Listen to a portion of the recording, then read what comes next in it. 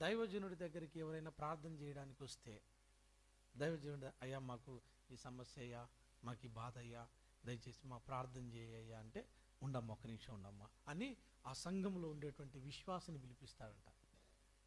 ఆ సంఘంలో ఉండేటువంటి విశ్వాసిని పిలిపించి, అయ్యా ఈ అక్క కొరకు ప్రార్థన చేయ్యా, అయ్యా ఈ తమ్ముడు కొరకు ప్రార్థన చేయ్యా అని ఆ బిడ్డతో ప్రార్థన చేయించేవాడంట. మళ్ళీ నెక్స్ట్ వారానికి వాళ్ళు వచ్చేటప్పటికే బలహీనతలతో వచ్చినటువంటి వారు కూడా ఆరోగ్యంగా దేవుని సన్నిధిలోకి వచ్చేవాళ్ళంట. స్తోత్రం కలుగునుగాక. ఆరోగ్యంగా దేవుని సన్నిధిలోకి వచ్చేవాళ్ళంట. కారణం ఏంటి అని అంటే, ఆ తమ్ముడికి దేవుడు కృపా వరాన్ని వరంగా ఇచ్చాడు,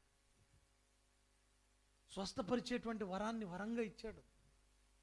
ఇప్పుడు ఆ సేవకుడు కాదు ప్రార్థన చేసేది. ప్రార్థన చేయాలి అని అంటే ఎవరిని పిలుస్తున్నాడో తెలుసా?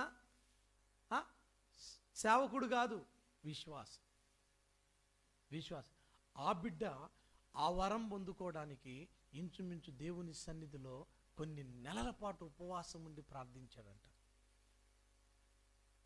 దేవా, నిన్ను సంఘానికి ఒక ఉపయోగపడేటువంటి పాత్రను అవ్వాలయ్యా, నా ద్వారా సంఘానికి ఏదో ఒక మేలుండాలయ్యా, ఏదో నేను వచ్చి వెళ్ళేటట్లుగా ఉండకూడదు ప్రభువా, నన్ను నీ శక్తితో నింపు, వరముతో నింపు అని దేవుని సన్నిధిలో కనిపెట్టుకొని కన్నీరుగాచి ప్రార్థన చేశారంట. ఉందా ఆసక్తి? ఉందా మనకి? దేవుడు అన్యాయస్తుడా?